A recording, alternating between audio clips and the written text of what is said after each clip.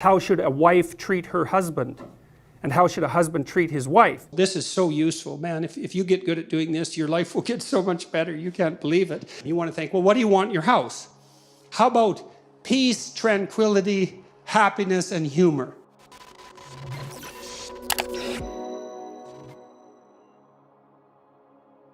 Plan and work diligently to maintain the romance in your relationship. That's a good one.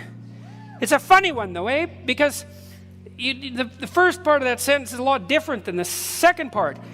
Plan and work diligently. Okay, that's sort of one conception, that's for sure, one conceptual realm. To maintain the romance in your relationship. It's like, no, those things don't go together, you know, but they do. They do. As a clinical psychologist, you know, I often encouraged my clients to date their wife or husband. Have a date. We're not getting along. It's like, well, when was the last time you did anything romantic together? It was like a year ago. It's like, really? Really? And that might be one of the reasons you're not getting along. Or maybe it's a symptom of the fact that you're not getting along. Well, do you go out with each other? Well, we don't have the time. Well, fair enough, you know. You know, life gets in the way. You know, if you both have a job and you have little kids, it's, you know, maybe you have some other responsibilities. It's very easy for the romantic part of your relationship to fall to priority 11 on a list of 1 to 10, and you never get to it, you know. And so then I would tell my clients, well, why don't you go on a date? You know, and one's sitting there and one's sitting there. They won't have anything to do with each other. And the first thing they think is, I wish we would have gone and seen a different therapist. And then the next thing they think is, okay, we'll do it. But we'll do it grudgingly, and we're not going to enjoy it. And that'll show you that you're wrong. And so then they come back and, you know, maybe they went to a movie. And I say, well, how'd it go? And they said, well, we had a terrible time. We had a terrible time. We couldn't agree on the movie. And then we went to the movie and we just fought afterwards. And we went to a lousy little restaurant and it was we had a wretched time. And we're never doing that again. And then they look at me like they're victorious, you know. And I think, oh, I see, that's your theory, eh? You're never going to do that again. That's your solution to the lack of romance in your relationship. It's like, well, of course you're not very good at it. You're stuck with this person. So it's like, maybe you go on 10 dates, and like the first one is 100% wretched, and the next one is only 95% wretched, and so that's a really good trajectory. You know, because by the time you get to the 15th date, maybe you can sort of tolerate each other again. And if you did it 30 times, well, maybe you'd be halfway as good at it. And if you're going to be married for 50 years, you might as well put the effort into it. Have 30 wretched married dates so that you can get good at it, you know.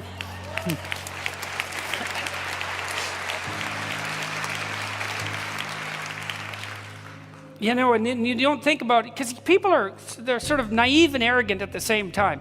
Well, we should be able to just go out and have a romantic time. It's like, really, you should just be able to do that. It's like, what makes you think that you're good at that? It's not an easy thing to keep that spark alive and vital across decades. You have to be awake and careful, and you have to make it a priority. And so there is that planning and diligent work, and it's worthwhile thinking. It's like, what do you want? You want a life without romance? It's like, how much pleasure is there in life? You know, there's a handful of pleasures. That's all. And they're easily foregone. And then they're gone. Better to plan and work diligently to maintain them. So there have been psychologists who've done empirical investigations into what predicts the longevity of a relationship. And so here's one experiment that was conducted multiple times, and I believe this is very reliable data. So imagine you have the two partners in a marriage, each rate the number of encounters they have with their other partner a day. And it's kind of an arbitrary and subjective measure, but it doesn't matter. You might say, well, I talked to my wife 8 times today. We had 8 different interactions. And then you'd say, well, did you rate those for whether they're positive or negative? And then you can calculate a ratio of positive to negative.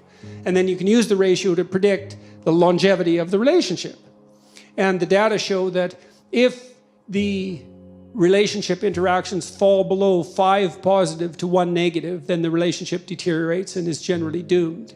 And so 5 to 1, that's a preponderance of positive interactions, but we're wired so that negative interactions hurt us more than positive interactions help us if they are of the same magnitude. So, for example, people will work harder to avoid a loss of $5 than they will to attain a gain of $5.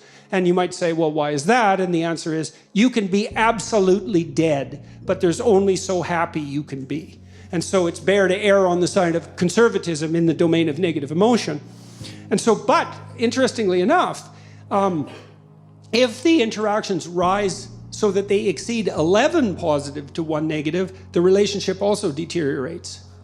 And so what that suggests is that there's it's sort of like smiles with teeth, right? You want a fair bit of positive emotion and reflection from your partner, but you don't want them to be a naive, dependent pushover who's afraid to stand up for themselves. And so you want to, because you're a nasty, horrible human being, and now and then you poke your partner just to see if there's anything there, because that's what you're like. And if you find out there isn't, you'll run roughshod over them, and you think you won't, but you will, especially if they're very good at implicitly encouraging that, which dependent people sometimes are. So you do assess for reciprocity, and the basic rule is you want approximately equal reciprocity in relationships that you want to maintain.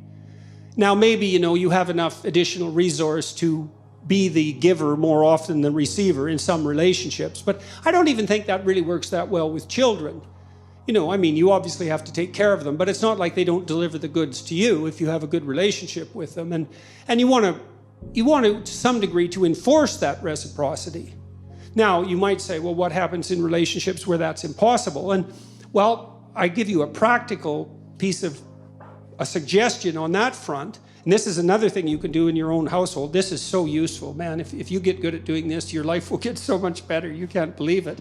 Is watch the people around you, and whenever they do anything that you would like to see repeated on a regular basis, tell them exactly what they did in detail, with, be positive about it, obviously, and just indicate that you noticed. And because I saw this when I was grading student essays, and so I taught this seminar for a long time, and I was trying to teach kids how to write. They were in their 4th year of university in the honors psych program. You'd think they'd bloody well already know how to write, but they didn't.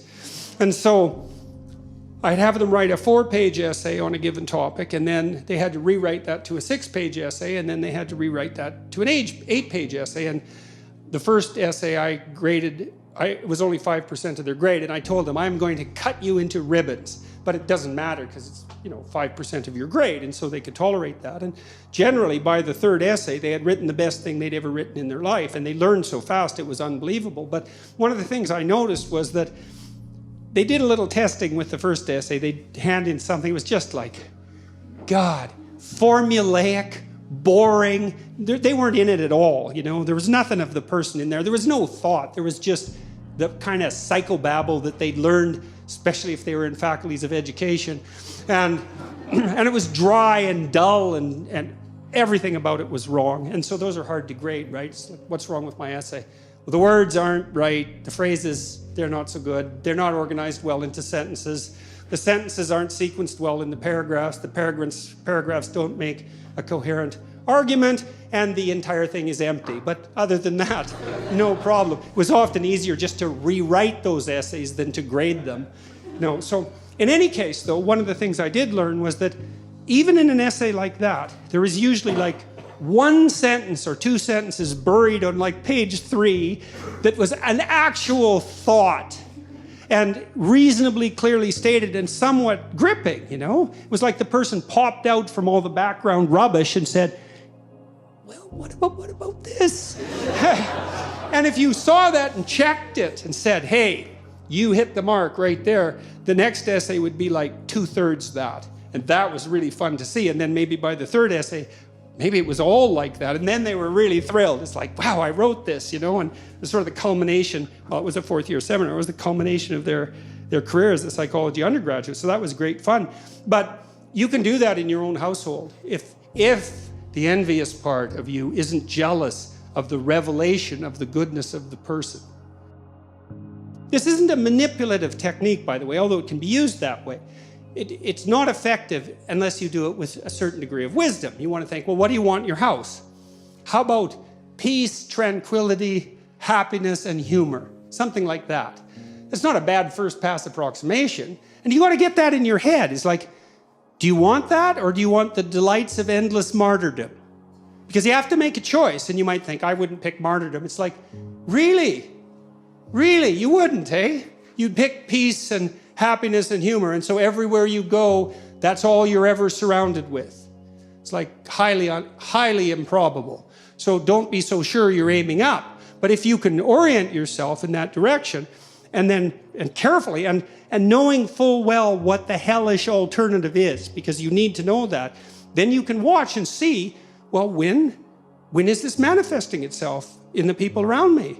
And then you can tell them in detail, I noticed today we're having a discussion at dinner, and you made a spectacularly witty remark right at the right time, and it was provocative but not annoying, and so good work. And then the kid thinks, oh my God, he noticed. And then he's like twice as funny the next day, and maybe not in some unbearable manner. And that really works. It really works. But like I said, you have to quell the envy that would otherwise beset you, and you have to want to aim up, and then you have to not be jealous of the other person's goodness, and you have to be extremely attentive. But man, as a transformation technique, even in extraordinarily difficult relationships, which goes back to your point, there isn't anything I know of that's more effective. And people, that's another issue. I mean, if you want people to appreciate having you around, learning how to listen, that is a skill that is absolutely unbeatable. And this technique of summarizing to their satisfaction, that works like a charm.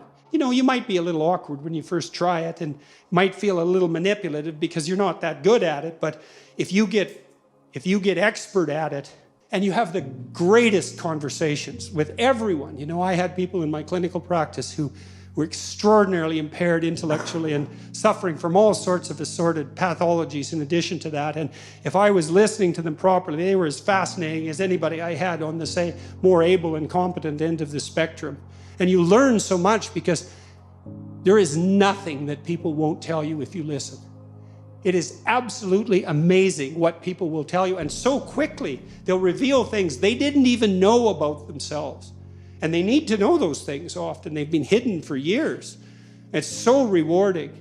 And then this use of attentive reward, that's also, it's fun in a game-like sense once you learn to play it, because you're watching. You think, I'll just wait, this person's going to do something good. Sooner or later, it's like, pat, good work.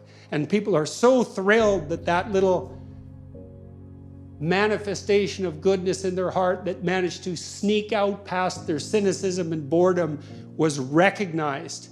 It restores their faith in what's good inside them. It really does. It's unbelievably powerful. And so that can work if you're embroiled in a difficult relationship, and you can't escape easily, or maybe you can't escape on moral grounds. That listening, that helps a lot. You might have to listen a lot, but that use of judicious reward, man, that's a powerful technique. And then with regards to your partner, here's something to think about with regards to roles. So my wife and I have had this discussion many times, and one of the discussions is, well, how are we to treat each other in public? And it isn't, her name is Tammy, the discussion isn't how should Jordan treat Tammy in public, or how should Tammy treat Jordan. That's not the discussion. This isn't personal. It's how should a wife treat her husband, and how should a husband treat his wife. It's impersonal. And it's partly, you don't put your partner down in public. Why? Well, it's not because you're hurting that person's feelings. That's not why. It's that you're denigrating the relationship that you are in voluntarily. And I've some of the most painful days I've ever spent, one in particular I spent with a group of men who had been in therapy for their marriage, and who bloody well needed it, I can tell you that. And they spent their whole day complaining about their wives. Like, it just made me sweat the whole day. I thought, I can't believe I'm here with you guys. I can't tell you why I was. It's just, it was just happenstance more than anything. And I thought, how can you be so damn dumb? It's like, it's certainly possible that you married barbarian witches. Fine. But you don't have, you're so lacking in sense that you would discuss that in public, not noticing that you picked them. So basically all you're doing is holding up a sign and waving it constantly that says, I'm an idiot, right? And so, well, back to responsibility. You have a responsibility to those whom you love and are obligated to ensure that they manifest themselves in a manner that's most beneficial to them over the long run. Now, you have the same responsibility, I would say, to yourself, but you'll have blind spots. Other people have to help you with that. But so the rule is, you know, you help your wife figure out how not to make a fool of herself in public. And she extends to you the same courtesy. And it's partly maintenance of the sacred nature of the relationship. It has nothing to do with you or her, precisely. It's broader and wider than that.